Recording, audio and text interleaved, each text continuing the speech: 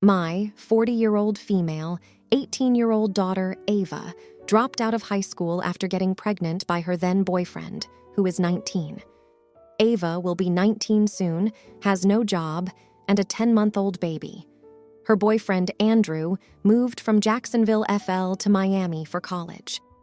He never actually broke up with Ava, but instead told her that they were still together, and even went as far as to leave a sleeping bag and other toiletries in her room to show her that they were essentially a family. Now he has changed his number and blocked Ava on social media after accusing her of cheating, so this could not be his baby. He ignores all communication offering for him to prove he's not the dad. I have been handling Ava with kid gloves, but here is the situation. I am a single mom, and Ava is my second child of 3.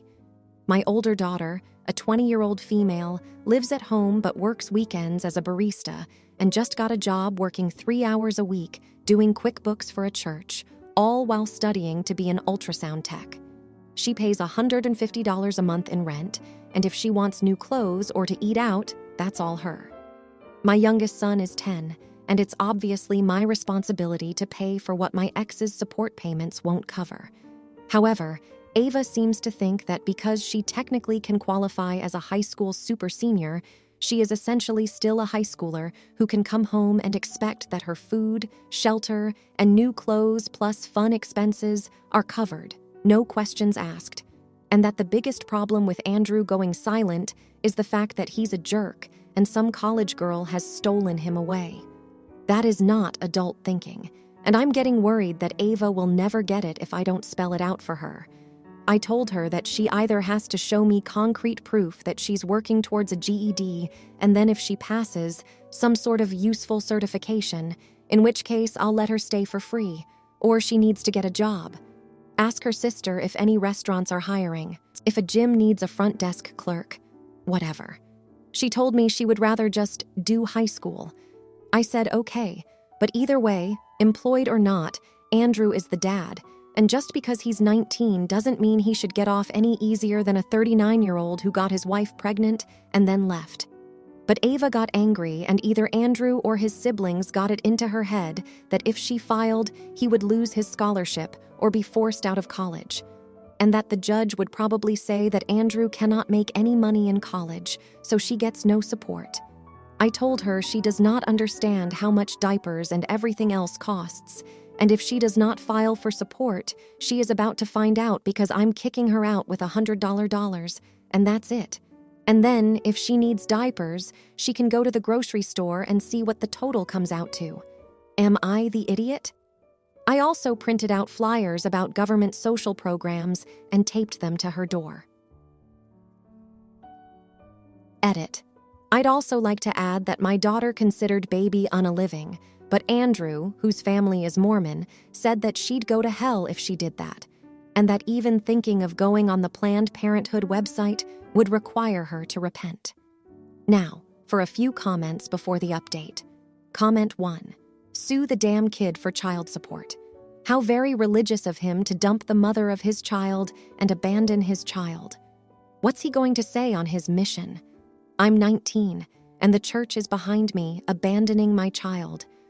Your daughter needs to grow up and go on her way to get an education so she can provide for her child.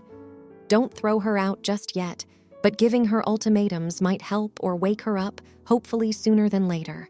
She needs to step up. She's a mother now. Comment 2. Not the idiot. Your daughter made an adult choice. Now she needs to stand up and be an adult. She needs to support her child, one way or another. You aren't, nor should you be, a de facto parent for her and get baby daddy. You're offering her very reasonable compromise and solutions here. I'd also have her apply for WIX, food stamps, etc., because once she does, the court will, usually in most states, file for child support for her. Edit to add, update us please. Update me now for the update. So, it's been 2 weeks since I last talked about the situation with Ava, and let me tell you, it's been a whirlwind. After I laid down the law and told her she needed to either get her GED or a job, things got a little heated. She stormed out of the house, baby in tow, and went to stay with a friend for a few days. I was worried sick, but I knew I had to stand my ground. Ava came back after those few days, looking defeated but also determined. She said she wanted to try for her GED, and I was so relieved. I thought we were finally making progress. I helped her sign up for classes and even drove her to the first one. She seemed to be getting into the swing of things, and I was proud of her for taking that step. But then, things took a turn. Ava started missing classes, making excuses about the baby being sick or not having slept well. I tried to be understanding, but it was clear she wasn't putting in the effort. I reminded her of our agreement, but she just brushed me off. Meanwhile, my oldest daughter has been a rock star, juggling her jobs and studies. She's been a great role model for Ava, but it doesn't seem to be rubbing off. My son's been doing well in school, thankfully, but I can tell he's feeling the tension at home. Then, out of the blue, Andrew's mom called me. She said she'd heard about the situation and wanted to help. She offered to send some money for the baby's expenses, but she also said Andrew was adamant about not being the father and wouldn't be providing any support. I was torn because we needed the help, but I didn't want to let Andrew off the hook. I decided to take the money for now, for the baby's sake, but I also started looking into legal options. I found a lawyer who would give us a free consultation, and Ava reluctantly agreed to go. The lawyer was sympathetic, but explained that without Andrew's cooperation, it would be a long and potentially costly process to get any child support. Ava was scared by this. She started talking about how maybe we should just forget about Andrew and move on. But I couldn't shake the feeling that it wasn't right. He had responsibilities, and he needed to face them. In the midst of all this, Ava's friend, the one she stayed with, reached out to me. She said Ava had been talking about dropping the GED idea and trying to find a job instead. But with no high school diploma and a baby to care for, her options were limited. I appreciated her friend's concern, but it just added to my frustration. Now, Ava's been home for a week, and she's not talking about the GED or job hunting. She's just there, taking care of the baby, and I can see she's overwhelmed. I want to help her, but I also want her to take responsibility for her life. And then, yesterday, Andrew's sister messaged Ava. She said Andrew felt guilty and wanted to talk. Ava was over the moon, thinking maybe he'd come back to her. But I'm wary. I don't trust his sudden change of heart, and I'm worried Ava's going to get hurt again. So here we are, 2 weeks later, and I'm at a loss. Ava's not moving forward with her life. Andrew might be back in the picture, and I'm trying to hold everything together. I don't know what to do next. Do I push Ava harder to get her GED or a job? Do I encourage her to talk to Andrew, or do I try to keep him out of our lives? It's a mess, and there's no clear path forward.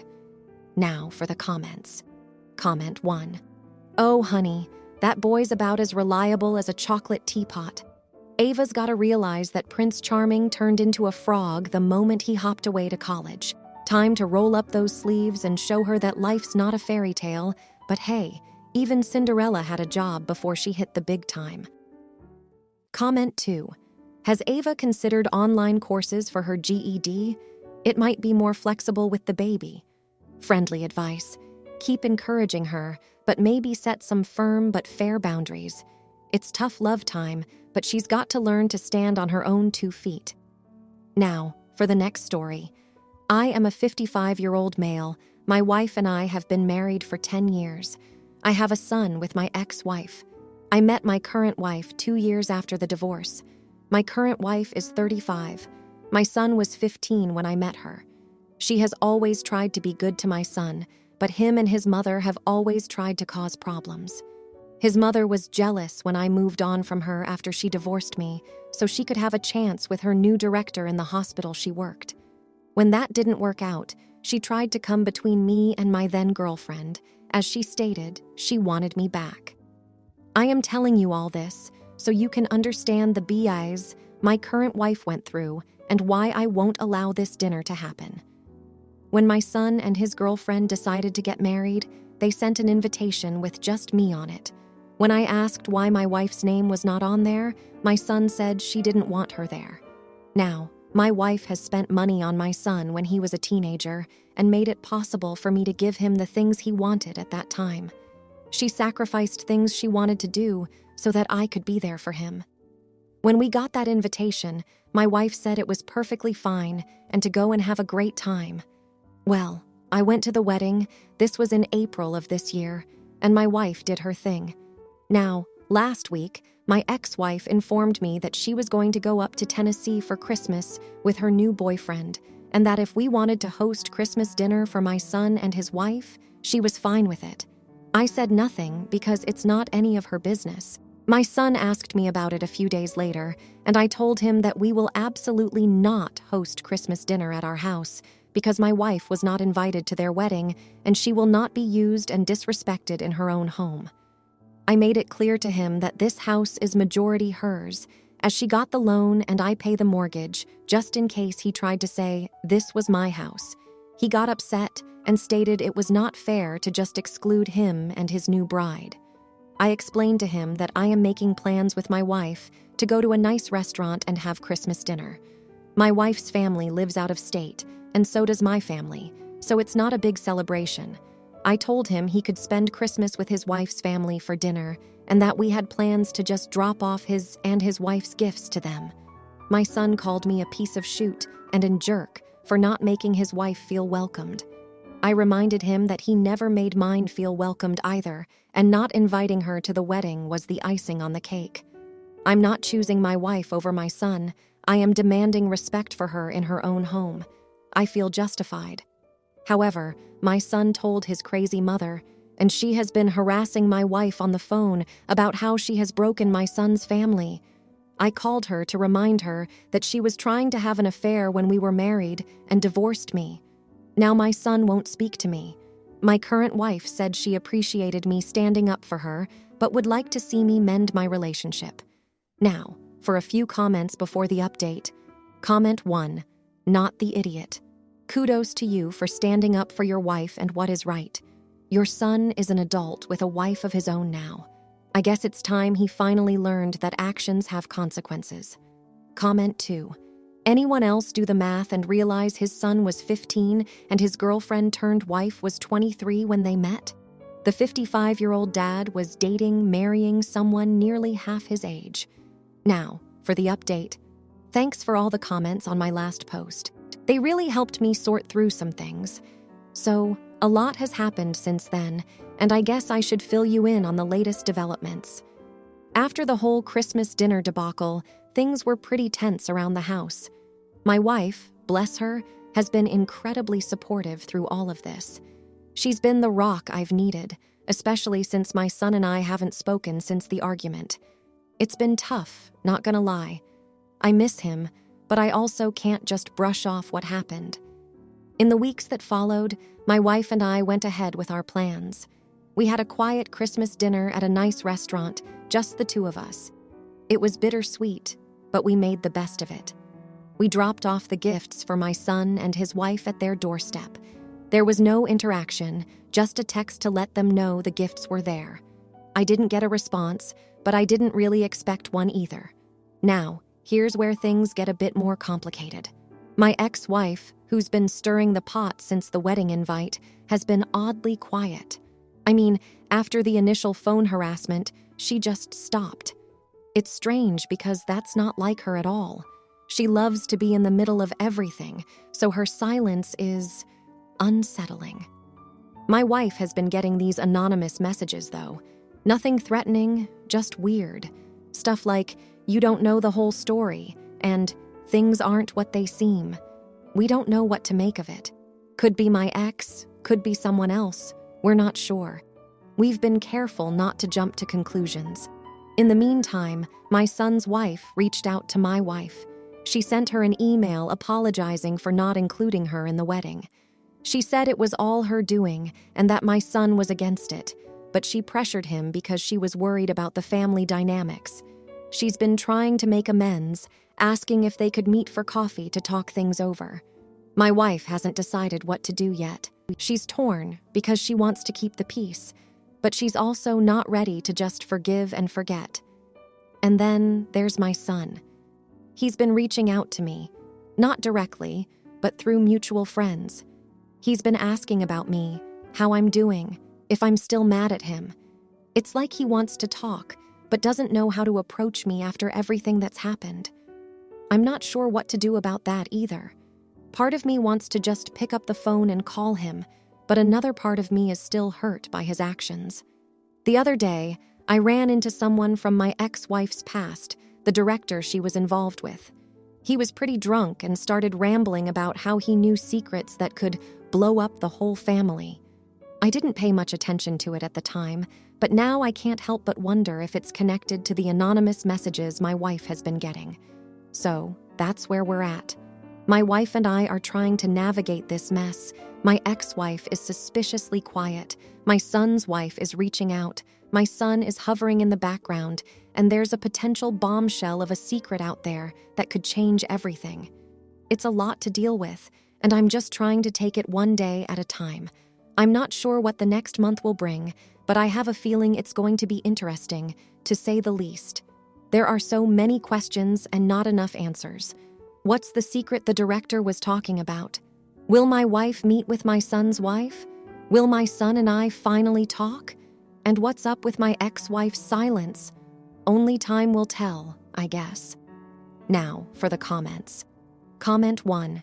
Hey there, it sounds like you're really trying to balance respect for your wife with the relationship with your son. It's tough, but standing by your partner is important. Maybe consider family therapy. It could help mend fences without compromising your wife's feelings. Comment 2. I've been in a similar boat, my friend. My daughter once sided with her mom, my ex, and it hurt like hell. But time and some heart-to-heart conversations helped us get back on track. Patience and open communication go a long way. Hang in there. Now, for the next story. I, 55-year-old man, just lost my wife, 56-year-old woman, to cancer. My late wife's whole life revolved around her 30-year-old daughter who has Down syndrome and will never be able to live independently or have emotional impulse control. Before anyone accuses me of being an evil stepdad, I want to clarify that I have been in her life since she was 5 years old. I spent years fearing the day when she would reach physical maturity and become a threat with punches, scratches, and throwing objects. Once that happened, my wife's friends stopped coming over. One friend even said she feels safer around her uncle's workplace dealing with aggressive dogs than at our house. Because of my stepdaughter's violent behavior, I have often had to go to the doctor for being in the same room as her and enduring her attempts to harm me while I slept. My late wife was the only one who could calm her down.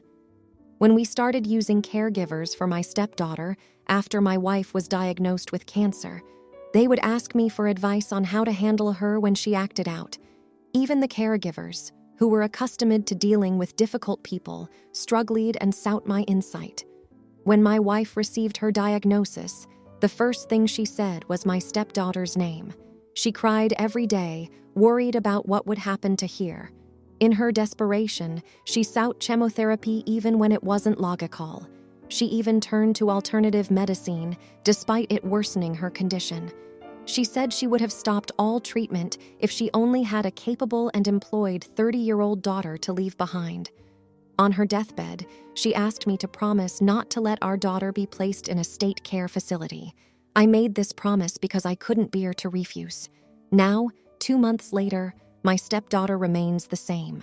She doesn't comprehend that her mom is dead, only that she's gone, and she is angry at me for it.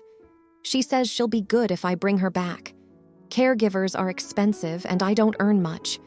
I didn't mind the medical expenses when it was for my wife, but I admit that I feel resentment towards my stepdaughter. Even my own adult children refuse to visit as long as she is around.